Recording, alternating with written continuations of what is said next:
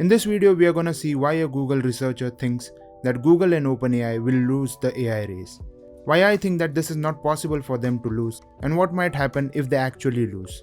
This week, a document was leaked by a Google researcher that explained why Google and OpenAI have no moat.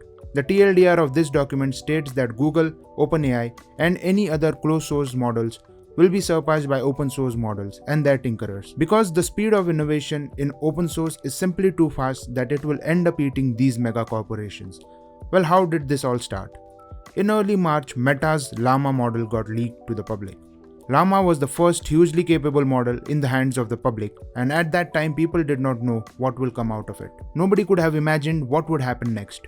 Within a little more than a week, Artem Adrinko gets the model working on a Raspberry Pi. The next day, Stanford released Alpaca, which added instruction tuning to the Llama model. This allowed anyone to fine-tune their model, and so began a race to the bottom on low-budget fine-tuning projects, taking the training cost down to a few $100s. Within a week, someone got Llama to run on a MacBook CPU. This was the first no GPU solution that was passed. Now we are getting closer and closer. And on March 19th, a cross-university collaboration releases Vicuna with a total training cost of $300 and has a parity with Bard. Moving ahead, on March 28th, Cerebras, a model trained from scratch, outperforms GPT-3 variants, meaning that the community is no longer dependent on the leaked Llama model. The same day, Llama Adapter introduces multimodal training in 1 hour with just 1.2 million parameters. Just a week after that, Berkeley launches Koala, a dialogue model trained entirely using freely available data, and people can't tell the difference between this model and ChatGPT. The training cost was just $100. And finally, on April 15th, Open Assistant launched an open source RLHF at ChatGPT levels. Mind you, all of these innovations just took less than 2 months to happen in the open source community. I think this line put it perfectly. Open source models are faster, more customizable, more private, and pound for pound, more capable. They are doing things with $100 and 13 billion params that we struggle with at $10 million and 540 billion params. And they are doing so in weeks, not months. And that's the truth. With more access, more people are able to experiment with these models, share their learnings, and build direct and indirect collaboration with each other. But the author says that this was not something that should have blindsided people at Google. The author called this a stable diffusion movement for LLMs, comparing these open source LLMs' impact to that of stable diffusion. In both cases, low-cost public involvement was enabled by a vastly cheaper mechanism for fine-tuning called low-rank adaptation or LoRa. This combined with a significant breakthrough in scale, with latent diffusion for image synthesis and now Chinchilla for LLMs. In both cases, access to a sufficiently high-quality model kicked off a flurry of ideas and iteration from individuals and institutions across the world. These contributions were pivotal in the image generation space, setting stable diffusion on a different path from OpenAI's DALL-E. The effect was palpable, rapid domination in terms of cultural impact versus the OpenAI solution, which became increasingly irrelevant. And unlike in the past, nobody was talking about it, much less using it. The main learnings that the author wanted to share with this memo were: the idea of low-rank adaptation or LoRa is powerful, and Google needs to pay more attention to its stackability, which allows so many different people to build on the work of each other. The author says that focusing on creating and maintaining the largest models on the planet actually puts them at a disadvantage and slows them down. In the long run, the best models are those which can be iterated upon quickly, and that is why they should make small variants. The author also states that they have no secret sauce, and the information and AI research being done at these companies is going to get out, and it's going to be very hard to keep these type of advances a secret.